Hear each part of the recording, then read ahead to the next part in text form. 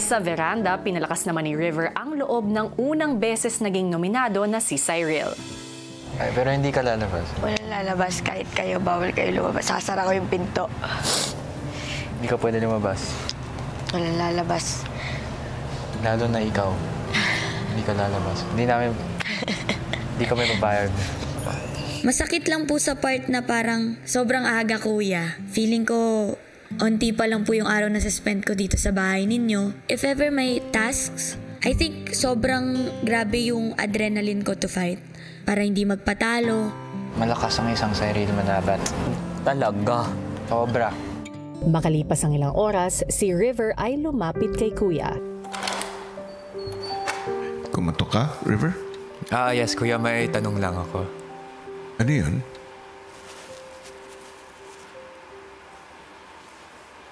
Alam ko medyo long shot to.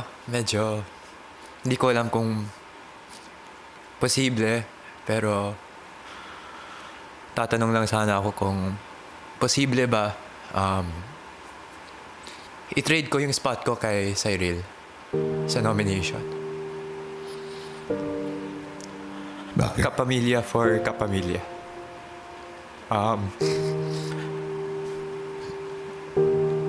Kuya, sakit lang makita na she is on the line for eviction. She's only been here for 3 weeks, kuya. I know she has a lot pa to prove. I know she has so many reasons why she's here. Siyempre for her family.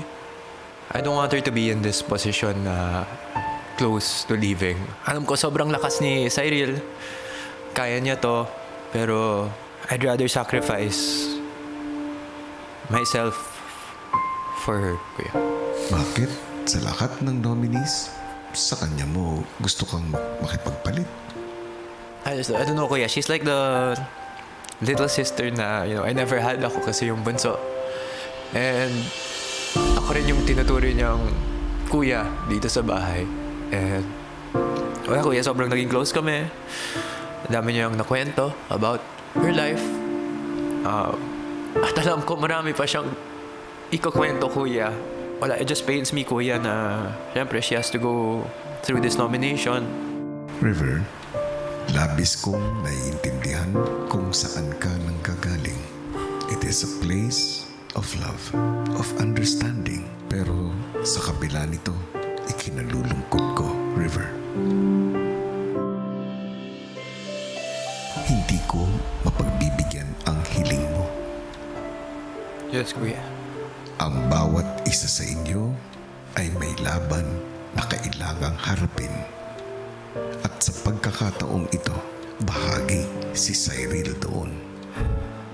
Bilang kaibigan, River, hayaan mo siyang lumaban. Kilala natin si Cyril.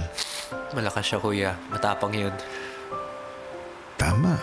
If you truly care for her, suportahan mo siya. At kung sakaling dumating na ang panahon na magpapaalam na siya dito sa bahay ko, balikan niyo ang inyong naging samahan. Naintindihan mo? Yes, kuya. Thank you, kuya.